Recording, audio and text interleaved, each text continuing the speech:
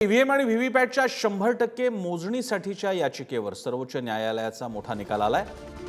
EVM आणि व्हीव्हीपॅटच्या 100% मोजणी संदर्भात मोठा निकाल आलेला आहे। या संदर्भातील सर्व याचिका फेटाळलेल्या आहेत। सर्वोच्च न्यायालयाने यापूर्वीच मतदान आता पुन्हा बॅलेट पेपरवर घेण्याच्या दृष्टीने प्रतिकूल निर्णय दिला होताच आणि आता ईव्हीएम आणि व्हीव्हीपॅटच्या 100% मोजणी संदर्भातला सुद्धा निकाल त्यांनी दिलेला आहे। सर्व याचिका या बाबतीतल्या फेटाळण्यात आलेल्या आहेत। त्यामुळे ईव्हीएम जे मतदान होतं त्याची जी स्लिप येते त्याची वेगळी मोजणी व्हावी हे नाकारण्यात आले आहे। शिवाजीकडे आमचे दिल्लीहून प्रतिनिधी आपल्यासोबत आहेत। शिवाजी,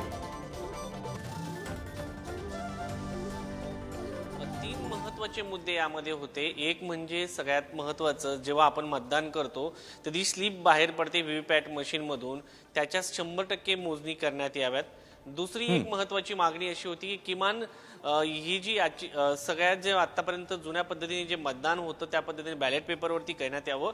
आणि तिसरी महत्त्वाची मागणी होती की जी व्हीव्हीपॅटमधून मतदान झाल्यानंतर एक स्लिप बाहेर पडती ती मतदारांच्या हातात द्यावी आणि त्यांनी बॅलेट बॉक्समध्ये नेऊन टाकावी। या तिन्ही याचिका फेटाळण्यात आलेल्या आहेत। मात्र या सगळ्यामध्ये सर जर आपण पाहिलं तर एक महत्त्वाचे काही डायरेक्शन जे आहेत ते देण्यात आलेले आहेत। त्याच्यामध्ये त्यांनी असं म्हटलेलं आहे की जेव्हा मतदान होणार आहे त्या दरम्यान इंजिनियरनी महत्त्वाची म्हणजे काळजी घेणं आवश्यक आहे। त्याचबरोबर त्यांनी म्हटलंय की सिम्बॉल युनिट जेव्हा सील होतं तेव्हा ते सील केल्यानंतर ते सिक्युअर ठेवण्यात यावं, असे काही दिशानिर्देश देण्यात आलेले आहेत।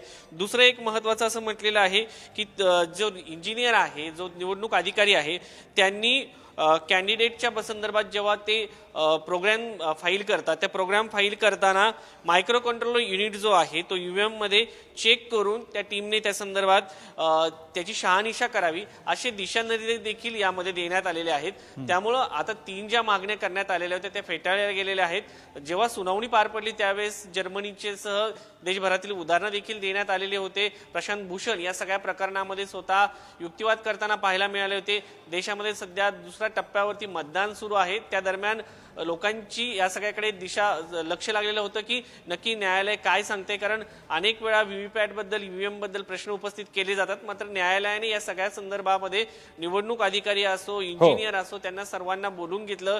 नक्की कंट्रोल युनिट कुठं असतं, कशा पद्धतीने प्रोग्राम ठेवला जातो, किती दिवस याचा डाटा मेमरी किती दिवस राहते, 45 दिवस या सगळ्या जो मतदानानंतर जो डाटा असतो तो ईव्हीएम मध्ये टाकला जातो। त्यानंतर असा प्रश्न उपस्थित करण्यात आला की यामध्ये वेगळं सॉफ्टवेअर जोडलं जाऊ शकतं का, तर यावेळेस निवडणूक अधिकाऱ्यांनी सांगितलं होतं की यामध्ये नवीन काही माहिती ऍड करता येत नाही आणि या संदर्भातली जो डाटा असतो तो डाटा आपोआप करप्ट होतो किंवा बर्न होतो, अशी देखील त्यांची माहिती होती। त्यामुळे याबद्दलच्या जनतेच्या मनातल्या ज्या शंका होत्या त्या सगळ्यांचं निरसन झालं आणि जी माहिती होती त्यानुसार त्यांचं म्हणणं होतं की जर ह्या व्हीव्हीपॅट स्लिप जर मोजायच्या असतील तर 12 दिवस लागू शकतात, असं देखील माहिती निवडणूक आयोगाने दिली होती। या सगळ्यामध्ये कुठलीही शंका घेण्यास वाव नाही। आतापर्यंत व्हीव्हीपॅट स्लिप आणि व्हीव्हीपॅट मशीन मधून जी मतं आहे त्याच्यामध्ये 5 व्हीव्हीपॅटची मोजणी केली जाते, तेही सर्वोच्च न्यायालयाच्या आदेशानुसार होतं। शिवाजी, एकूणच विरोधकांचा जो एक शेवटचा मार्ग होता, शेवटचा रस्ता होता, अपेक्षा होती त्या सर्वोच्च न्यायालयानं सुद्धा आता व्हीव्हीपॅटच्या स्लिप्सची मोजणी हा मुद्दा नाकारण्यात आलेला आहे। त्याच्यामुळे आता मतमोजणी